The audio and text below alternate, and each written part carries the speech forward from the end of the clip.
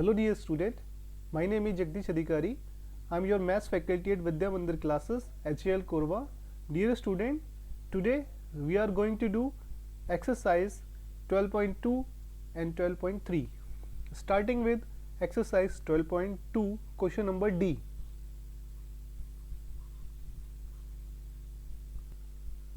State the condition that can be used to prove the following pairs of triangle congruent.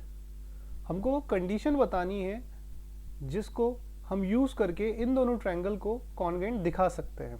तो हमें यहाँ पे question number 1 में दो ट्रायंगल गिवन है और हमें उस कंडीशन का नाम बताना है जिसकी वजह से ये दोनों कॉन्ग्रुएंट है। तो सबसे पहले जो जो चीज़ें इक्वल है वो हम लिख लेंगे, जैसे जिस साइड पर सिमिलर साइंस बने हुए हैं इसका मतलब वो साइड आपस में इक्वल है। जैसे यहाँ पर ए बी पे जो साइन बना है बिल्कुल सिमिलर साइन जो है वो वाई जेड पे बना है। तो यहाँ पे हम लिखेंगे A B equals to Z Y, दोनों पे बिल्कुल सिमिलर साइन बने हुए हैं। उसके बाद ए सी पे जो साइन बना है बिल्कुल एज इट इज साइन जो है वो जेड एक्स पे बना है। तो A C equals to Z X and now जो बी सी पे साइन बना हुआ है बिल्कुल सेम साइन जो है वो वाई एक्स पे बना हुआ है। तो B C equals to Y X. तो हम कह सकते हैं कि triangle A B C congruent होगा ट्रायंगल जेड वाई एक्स के। अब इनकी नेमिंग बहुत इंपॉर्टेंट है। जैसे यहाँ पर A B equals to Z Y था तो यहाँ भी हम जब ट्रायंगल कॉन्ग्रुएंट लिखेंगे तो ए बी आगे है तो यहाँ पे जेड वाई आगे हो जाएगा और सी बचा तो यहाँ पर एक्स बचा। अब दोनों ट्रायंगल कॉन्ग्रुएंट थे। अब इसकी प्रॉपर्टी जिसकी वजह से ये कॉन्ग्रुएंट है वो है तीनों साइड इक्वल थी। तो यहाँ पे हम लिखेंगे साइड साइड साइड। तो ये साइड साइड साइड कॉन्ग्रुएंसी है।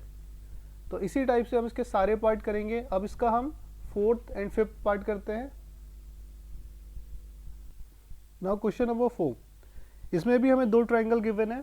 एक ट्रायंगल है ए ओ बी और दूसरा ट्रायंगल है डी ओ सी। अब इन दोनों को हमें कॉन्ग्रुएंट प्रूफ करना है। तो सबसे पहले हम अपने ट्रायंगल्स के नाम लिख लेते हैं। इन triangle A O B and triangle D O C. तो यहाँ भी जो सिमिलर साइंस बने हुए हैं साइड पे वो साइडें इक्वल हो जाएगी। जैसे ए ओ पे सिंगल बार है तो डी ओ पे भी सिंगल बार है, तो A O equals to D O. Next B O equals to C O. अब इसके अलावा कोई भी साइड हमें इक्वल नहीं गिवन है, पर ट्रायंगल के कॉन्ग्रुएंट होने के लिए तीन चीज़ें इक्वल होना बहुत ज़रूरी है। या तो तीन साइड इक्वल हो, या दो साइड एक एंगल, या दो एंगल एक साइड। तो अभी यहाँ पर हम क्या करेंगे, हमने यहाँ पे देखा कि जब दो लाइनें सीधी लाइनें इंटरसेक्ट करती है इस तरह से तो ये जो एंगल होते हैं वो आपस में इक्वल होते हैं। ये एंगल इसके इक्वल एंड ये एंगल इसके इक्वल, इनको कहते हैं वर्टिकली अपोजिट एंगल। तो हमारा इसी टाइप से ये एंगल और ये एंगल दोनों आपस में इक्वल हो जाएंगे। तो यहाँ पर एंगल ए ओ बी वो इक्वल हो जाएगा एंगल डी ओ सी के। इसको बोलते हैं वर्टिकली अपोजिट एंगल। तो तीन चीज़ें इक्वल हो गई। That means triangle A O B वो कॉन्ग्रुएंट हो जाएगा ट्रायंगल डी ओ सी के। अब यहाँ पे मेन चीज़ है क्राइटेरिया लिखना। अब क्राइटेरिया लिखने के लिए हम क्या करते हैं, किसी भी एक पर्टिकुलर कॉर्नर से हम स्टार्ट करेंगे। जैसे हमने ये ट्रायंगल कॉन्ग्रुएंट दिखाया ट्रायंगल ए ओ बी, तो हम इसके एक कॉर्नर से स्टार्ट करते हैं, या तो इधर से स्टार्ट करेंगे या इधर से।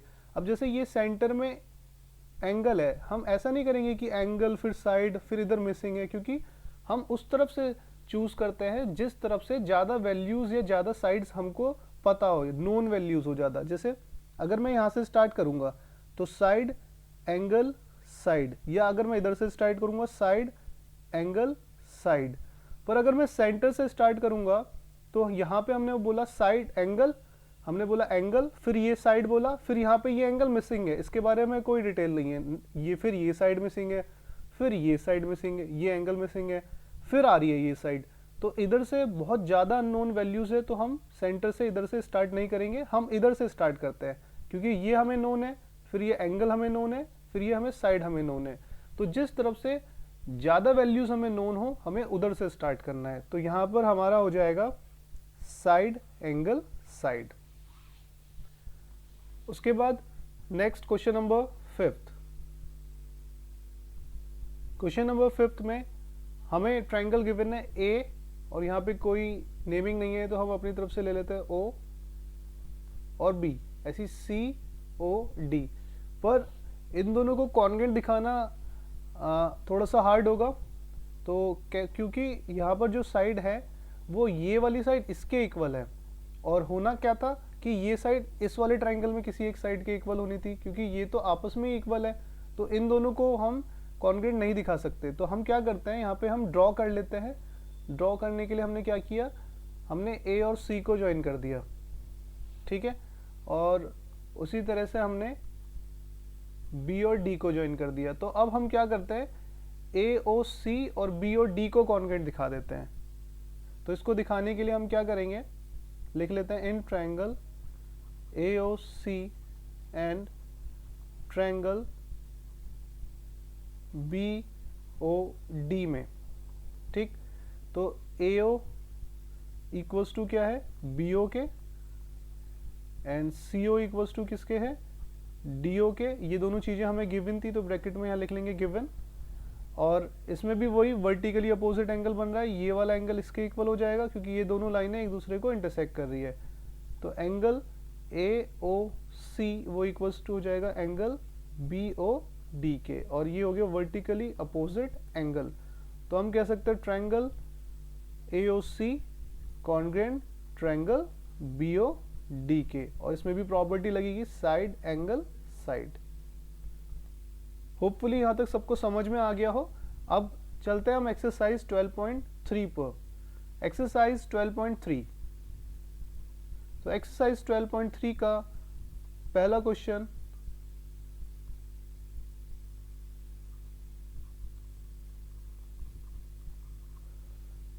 फर्स्ट क्वेश्चन है, इसमें बोला गया है इसमें for the following cases state the correspondence between the angles and the side. हमको एंगल्स एंड साइड के बीच में कॉरस्पॉन्डेंस बताना है कि मतलब कौन सा एंगल किस साइड के इक्वल, किस एंगल के इक्वल होगा एंड कौन सी साइड किस साइड के इक्वल होगी। हमको गिवन क्या है, हमें जैसे गिवन है कि triangle A B C congruent है ट्रायंगल जेड एक्स वाई के। ए बी सी कॉन्ग्रुएंट है ट्रायंगल जेड एक्स वाई के, तो इसके कौन कौन से एंगल इक्वल होंगे एंड कौन कौन सी साइड्स इक्वल होगी। तो ये बहुत इजी होता है, जैसे यहाँ पे नेमिंग है उसी अकॉर्डिंग चीज़ें इक्वल हो जाती है। जैसे ए इक्वल टू यहाँ पे आगे की तरफ ए है, यहाँ पर जेड है, तो A equals to Z, B equals to X and C equals to Y. तो इसीलिए एंगल ए इक्वल्स टू हो जाएगा एंगल जेड के, angle C equals to angle X के, angle B equals to angle X के, and angle C equals to angle Y के। और side भी इसी रेस्पेक्ट में इक्वल हो जाएगी, जैसे ए बी इक्वल्स टू हो जाएगा जेड एक्स के, और बी सी इक्वल्स टू हो जाएगा हमारा एक्स वाई के, and C A equals to हो जाएगा हमारा वाई जेड के। तो सारे पार्ट इसके बिल्कुल ऐसे ही करने हैं, बहुत सिंपल सा क्वेश्चन है। नेक्स्ट क्वेश्चन नंबर बी,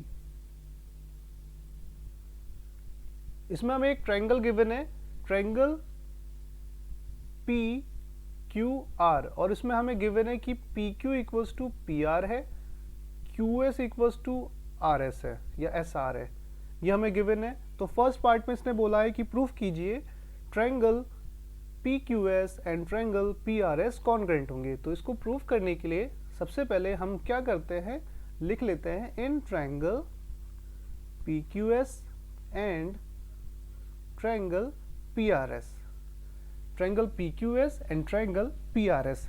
तो इसमें जो जो चीज़ें इक्वल है वो चीज़ें हम लिख लेते हैं, जैसे पी क्यू इक्वल्स टू, अब हमें बात हो रही है ट्रायंगल पी क्यू एस की एंड पी आर एस की, तो इसमें पी क्यू इक्वल्स टू है हमारा पी आर के, और ये हमें गिवन था तो ब्रैकेट में लिख भी लेंगे ये क्यू इक्वल है, डेट इज गिवन। एंड यहाँ पर Q S equals to given है एस आर के, तो ये भी गिवन है, इसको भी हम लिख लेंगे। तो Q S line segment equal है एस आर के, ये भी गिवन था, यहाँ पे हमने लिख लिया।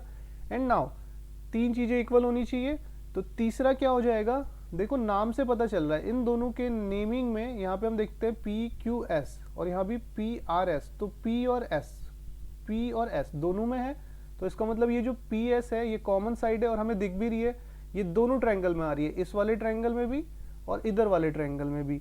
तो यहाँ पर हो जाएगा PS इक्वल्स टू PS और ये हो गई हमारी कॉमन साइड। तो तीन चीजें इक्वल होनी थी, तीनों इक्वल हो गई, तो ट्रायंगल PQS कॉन्ग्रेंट हो जाएगा ट्रायंगल PRS के। एंड यहाँ पे जो क्राइटेरिया है वो हो जाएगा साइड साइड साइड, तीनों साइडें थी। अब इसके बाद जब भी कोई दो ट्रायंगल कॉन्ग्रेंट हो जाता है तो उनके सारे angle sides automatically, corresponding angles और कॉरस्पॉन्डिंग साइड ऑटोमेटिकली इक्वल हो जाती है। अब जैसे इसका सेकंड पार्ट जब हमसे इसने करवाया है तो सेकंड पार्ट में क्या है, सेकंड पार्ट में बोला गया है कि सेकंड पार्ट इसमें एंगल दिखाना है हमें PSQ equals to angle PSR और दोनों इक्वल्स टू 90 डिग्री। ठीक है, मतलब PSR या PSQ ये वाला एंगल और ये वाला एंगल दोनों हमें 90 डिग्री के इक्वल दिखाना है। तो जैसे ये दोनों ट्रायंगल कॉन्ग्रेंट हुए, कौन से, PQS एंड PRS, तो इनके ये वाले एंगल आपस में इक्वल हो जाएंगे क्योंकि ये कॉरस्पॉन्डिंग एंगल है इनके, है ना, ये इसके इक्वल हो जाएगा। तो हम यहाँ पे लिख सकते हैं, यहाँ पे हमने लिखेंगे वी हैव प्रूव्ड, हमने ऑलरेडी प्रूव किया हुआ है, वी हैव प्रूव्ड क्या, ट्रायंगल PQS कॉन्ग्रेंट है ट्रायंगल PRS के। तो ये हम ऑलरेडी प्रूव कर चुके हैं। तो इसका जो एंगल है, एंगल PSQ वो इक्वल हो जाएगा एंगल PSR के। और यहाँ पे जो प्रॉपर्टी लगेगी, जब दोनों ट्रायंगल कॉन्ग्रेंट हो तो उनके एंगल या साइड जिस प्रॉपर्टी से इक्वल होता है उसको कहेंगे हम यहाँ पे CPCT।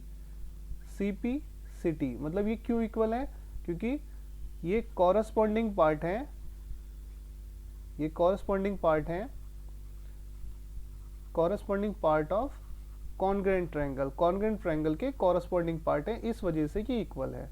ठीक है, तो इस CPCT की फुल फॉर्म क्या होती है, corresponding part of congruent triangle. तो इतना बड़ा ना लिख के हम इसको शॉर्ट में लिख लेते हैं CPCT।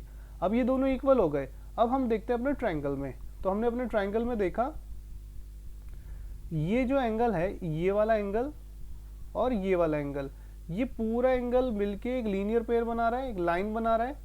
तो इनका जो सम हो जाएगा वो किसके इक्वल हो जाएगा, 180 डिग्री के, है ना। तो angle PSQ plus angle PSR equals to 180 degree, क्योंकि ये लीनियर पेयर थे, दोनों मिलके एक स्ट्रेट लाइन बना रहे हैं। तो अभी हम यहाँ पे PSQ की जगह PSR लिख सकते हैं, क्योंकि PSQ PSR के इक्वल है, ऊपर ही हमने यहाँ पे प्रूफ किया हुआ है ये रहा। तो यहाँ पर हम इसकी जगह भी PSR लिख सकते हैं। तो PSR plus PSR equals to 180, तो ये हो जाएगा 2 PSR इक्वल्स टू 180, तो वो 2 चला जाएगा 180 के अपॉन में। तो यहाँ से आ गई PSR की वैल्यू 90। अब PSR 90 हो गया तो PSQ भी ऑटोमेटिकली 90 हो जाएगा, क्योंकि दोनों आपस में इक्वल है। तो PSQ इक्वल्स टू PSR और दोनों किसके इक्वल हो जाएंगे, 90 डिग्री के। तो ये भी हमारा क्या हो गया, प्रूव्ड हो गया। अब इसका जो थर्ड पार्ट है वो, इसमें बोला है थर्ड पार्ट में Q इक्वल्स टू R, तो ऑब्वियसली होगा, क्योंकि ट्रायंगल वी हैव प्रूव्ड, हमने प्रूव्ड किया हुआ था कि जो ट्रायंगल PQS है वो कॉन्ग्रेंट है ट्रायंगल PRS के। तो जो उनका एंगल है वो ऑटोमेटिकली इक्वल हो जाएगा, Q इक्वल्स टू किसके हो जाएगा, R के, है ना, बाय CPCT, है ना। दोनों ट्रायंगल कॉन्ग्रेंट है, ट्रायंगल PQS एंड PRS, तो उनके एंगल्स आपस में इक्वल हो जाएंगे बाय CPCT से। एंड लास्ट पार्ट बोला है इसका QPS। तो हम यहाँ पे देखते हैं, तो ये है हमारा Q और ये हमारा P और ये हमारा S। तो मतलब इस वाले एंगल की बात हो रही है, जो सेंटर में होता है ना वो उस वाले एंगल की हम बात करते हैं। तो QPS और ऐसे ही बोला है क्या, RPS, ये दोनों हमें इक्वल दिखाने हैं। तो ऑब्वियसली ये दोनों ट्रायंगल कॉन्ग्रेंट है, तो इनके एंगल इक्वल हो जाएंगे। यहाँ भी यही सेम बिल्कुल यही लिखना है, वी हैव प्रूव्ड, ये पूरा यहाँ तक का, ठीक है। और उसके बाद बस ये लिख देना QPS, P है यहाँ पे, QPS इक्वल्स टू RPS और ये भी बाय CPCT। ठीक है, तो इसके सारे पार्ट्स यहाँ पे खत्म हो जाते हैं। अब करते हैं question number C. Question number C में बोला गया है find the measurement of the unknown sides और angle marked by cross in the following pairs of congruent triangle. हमें यहाँ पे जो ट्रायंगल्स दिए हुए हैं ये बोला गया है कि ये दोनों कॉन्ग्रुएंट ट्रायंगल है, तो इनमें जो अननोन वैल्यूज है, अननोन क्वांटिटीज है, वो हमको फाइंड करनी है। जैसे यहाँ पे अननोन क्या है, x, तो हमें ये अननोन x बताना है। तो अननोन x बताने के लिए हमने यहाँ पे ऑब्जर्व किया, हमने देखा कि ये जो x है ये साइड 4.8 और 7.8 वाले के बीच का एंगल है। तो यहाँ भी साइड 4.8 और 7.8 के जो बीच का एंगल है वो कितना है, 105। और वैसे भी यहाँ पे ABC इक्वल हो जाएगा PQR के, तो एंगल जो A है वो इक्वल्स टू हो जाएगा एंगल P के बाय CPCT, क्योंकि ऑलरेडी गिवन है दोनों कॉन्ग्रुएंट ट्रायंगल है। तो एंगल A की वैल्यू कितनी है, x, और एंगल P की वैल्यू कितनी है, 105। तो x की वैल्यू आ गई 105। अब नेक्स्ट क्वेश्चन नंबर थर्ड में, क्वेश्चन नंबर थर्ड में भी हमको बोला गया है कि ये कॉन्ग्रुएंट ट्रायंगल है। कौन कौन से कॉन्ग्रुएंट ट्रायंगल है, ACB और CAD। ठीक है, ऐसा गिवन नहीं है पर हम यहाँ पे अपनी तरफ से ले लेंगे, क्योंकि हमने यहाँ पे ऑब्जर्व किया कि जो साइड BC है और वो साइड किसके इक्वल है, DA के इक्वल है। ठीक है, तो ये इसके इक्वल है, तो इसका मतलब क्या हो जाएगा कि जो ट्रायंगल है CAD वो इक्वल हो जाएगा ACB के। तो अब यहाँ पे हमने ऑब्जर्व किया कि एंगल A पे 60 डिग्री है, पूरा नहीं है, इस वाले ट्रायंगल में बात कर रहा हूँ मैं, CAD में एंगल A पे 60 डिग्री है, और इस वाले ट्रायंगल में CACB में एंगल C पर x है। तो x अननोन है और वो इक्वल्स टू हो जाएगा किसके, नोन वैल्यूज के। तो एंगल CAD इक्वल हो जाएगा एंगल ACB के बाय CPCT, और CAD की वैल्यू कितनी है, 60 डिग्री, और ACB की वैल्यू है x, तो x इक्वल्स टू आ गया 60 डिग्री। तो इसके सारे पॉइंट यहाँ पर हो गए। अब बाकी आप जो बच रहे हैं वो खुद से करेंगे एंड डाउट्स पूछेंगे। उसके बाद नेक्स्ट क्वेश्चन नंबर डी, इसमें बोला है examine whether triangle PQS with angle P equals to 50 degree, comma S equals to 70 degree, comma PS equals to 6 centimetre. ठीक है, एंड ट्रायंगल अदर, एक अनदर ट्रायंगल दिया हुआ है XYZ विद, जिसमें गिवन है हमें x equals to 50 degree, z equals to 35 degree और XY इक्वल्स टू 6 सेंटीमीटर। तो हमको बोला गया examine whether the two triangles are congruent by angle side angle congruency criteria. तो हमसे बोला गया है कि क्या ये दोनों triangle angle side angle congruency वाले क्राइटेरिया से कॉन्ग्रुएंट है या नहीं है, ये हमें प्रूफ करना है। तो सबसे पहले हम एक रफ डायग्राम बनाएंगे, बहुत सिंपली कोई भी एक डायग्राम बना लेंगे रफ ट्रायंगल का। ठीक है, दो ट्रायंगल बनाने हैं, तो हमने यहाँ पे रफ डायग्राम बना लिया। अब उसके बाद हम यहाँ पे इसको नेमिंग दे देंगे PQS, और इसको नेमिंग दे दिया हमने XYZ। अब इनकी जो जो वैल्यूज है यहाँ पे फिल करेंगे। जैसे P की वैल्यू कितनी है, 50 डिग्री, S की वैल्यू 70 डिग्री, एंड PS मतलब ये वाली साइड ये 6 सेंटीमीटर है। ऐसे ही यहाँ पर X की वैल्यू 50 डिग्री, Z की वैल्यू 35 डिग्री एंड XY की वैल्यू 6 सेंटीमीटर। सॉरी, ये इधर गलत बन गया, ये इधर आएगा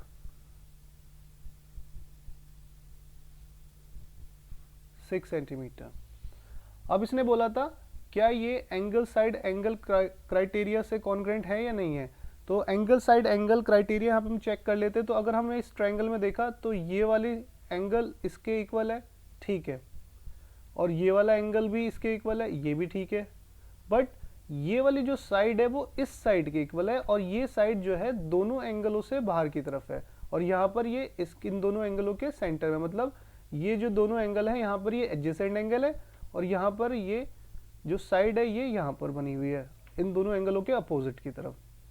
तो यहाँ पर तो एंगल साइड एंगल कॉन्ग्रुएंसी बैठती कब, जब ये वाली साइड इस वाली साइड के इक्वल होती, पर ये वाली साइड तो हमको अननोन है और ये वाली साइड हमें गिवन है।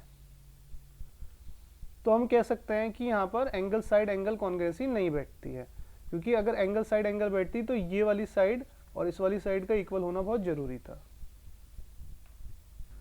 तो इसके जो रेस्ट पार्ट्स हैं वो भी आपको खुद से करने हैं। अब क्वेश्चन नंबर ई में बोला है on a number line take 4 point PQRS। तो एक नंबर लाइन बनानी है, उसमें 4 पॉइंट लेने हैं PQRS। तो ये हमने नंबर लाइन बना ली, इसमें 4 पॉइंट लेने हैं PQRS। इस तरीके से लेने हैं कि PQ जो है वो RS के इक्वल हो। तो PQ इक्वल्स टू होना चाहिए RS के, ठीक है, मतलब ये वाली साइड और ये वाली साइड इक्वल है। नेक्स्ट बोला with the help of the figure की हेल्प से हमको प्रूव करना है स्टेट वेदर, मतलब बताना है कि क्या PR और QS कॉन्ग्रुएंट होंगे, और रीजन भी देना है हमको। तो ठीक है, तो सबसे पहले तो हमको गिवन जो है हमने वो लिख लिया PQ equals to RS given था हमको। अब हमने क्या किया, दोनों में क्या करेंगे, ऐड कर लेते हैं, add QR on both side. क्योंकि अगर हम दो इक्वल चीजें हैं और दोनों में कुछ भी ऐड सब्ट्रैक्ट मल्टीप्लाई करते हैं दोनों तरफ, तो उस पर कोई फर्क नहीं पड़ता। जैसे हमारे पास A और B के दोनों के पास 10-10 रुपीज़ है, A को भी मैंने 5 दे दिए, B को भी मैंने 5 दे दिए, तो दोनों के पास तब भी 15-15 रहेंगे, तब भी इक्वल क्वांटिटी रहेगी। तो यहाँ भी बिल्कुल सेम है कि दोनों वैल्यू इक्वल थी और दोनों में मैंने QR ऐड करा। तो जैसे ही मैंने PQ में QR ऐड कर दिया तो ये हो गया PR, PQ प्लस QR हो जाएगा PR के इक्वल। लाइन सेगमेंट है तो ऊपर लाइन सेगमेंट का साइन। ऐसे ही RS में QR इक्वल ऐड कर देंगे तो ये हो जाएगा QS, ठीक है, और ये कॉन्ग्रुएंट भी हो जाएगा क्योंकि लाइन है, साइज में भी सेम हो गई और शेप में भी सेम है, दोनों हो गए कॉन्ग्रुएंट। अब इसका रीजन है, ये लिखना है कि give reason to support your answer. तो इसका आंसर का रीजन लिख सकते हैं, if we add similar value on the both side then the size of the value will be equal, ठीक है। यहाँ पे हम ये रीजन लिख सकते हैं, या फिर हम ये लिख सकते हैं if two line segment are equal and we add equal line segment on the both side then the resultant line segment will also be equal and congruent। तो दोनों congruent हो जाएंगे। तो ये इस तरह से हम कर लेंगे। बचे हुए इसके नेक्स्ट पार्ट, इसका नेक्स्ट पार्ट है क्वेश्चन नंबर 5 में हमें गिवन है in the adjoining figure AB congruent CD के, in the adjoining figure AB congruent CD। Next हमको गिवन है AD इक्वल्स टू BC, और हमको प्रूफ करना है कि ट्रायंगल ADC ये वाला ट्रायंगल और ट्रायंगल CBA ये वाला ट्रायंगल कॉन्ग्रुएंट है, ठीक है। तो सबसे पहले कॉन्ग्रुएंट जो ट्रायंगल हमें प्रूफ करने हैं हम उनकी नेमिंग ले लेते हैं। In triangle ADC and triangle CBA, दोनों ट्रायंगल हमने ले लिए। अब उसके बाद जो जो इन दोनों ट्रायंगल में हमें गिवन है हम वो लिख लेते हैं। जैसे हमें गिवन था इस ट्रायंगल में कि CD इक्वल्स टू AB, ये हमें गिवन है, यहाँ लिख लिया हमने गिवन है CD इक्वल्स टू AB या AB इक्वल्स टू CD, कुछ भी लिख सकते थे, ठीक है। तो CD इक्वल्स टू AB। अब जैसे CD हमने इस वाले ट्रायंगल का लिया है, कौन से वाले ट्रायंगल का, ADC का, तो अब इस साइड में मतलब लेफ्ट हैंड साइड में सारी इसी की साइड्स आएंगी, ठीक है। इसी की साइड मतलब इसी की जो साइड की नेमिंग है। अब नेक्स्ट है हमें गिवन है AD, इस ट्रायंगल का AD इक्वल्स टू इस ट्रायंगल का AD इक्वल्स टू हो जाएगा CB के, ये भी हमें गिवन है। CB के या BC के किसी के भी लिख सकते थे, दोनों एक ही है, लाइन सेगमेंट है, लाइन सेगमेंट इक्वल होता है, नेमिंग चाहे कुछ भी हो उनकी। अब एक चीज और चाहिए थी हमें, और वो उनके नाम से हमको पता चल रही है कि ADC और सी बी ए दोनों में ए सी कॉमन आ रहा है, तो मतलब जो साइड है वो ए सी कॉमन हो जाएगी। देखो ए सी जो है इस वाले ट्रायंगल में भी है और ए सी जो है इस वाले ट्रायंगल में भी है, तो यहाँ पे लिख लेंगे सी ए या ए सी इक्वल्स टू ए सी या सी ए, और ये हो जाएगी हमारी कॉमन साइड। तो तीन चीज इक्वल हो गई, तो that means triangle A D C congruent हो गया ट्रायंगल सी बी ए के, और प्रॉपर्टी यहाँ जो क्राइटेरिया है वो हो जाएगा साइड साइड साइड। तो आई होप कि आपको आज की क्लास का सारा समझ में आया हो। जो भी आपके डाउट्स हैं वो आप मेरे से मीटिंग में पूछ सकते हैं। Thank you.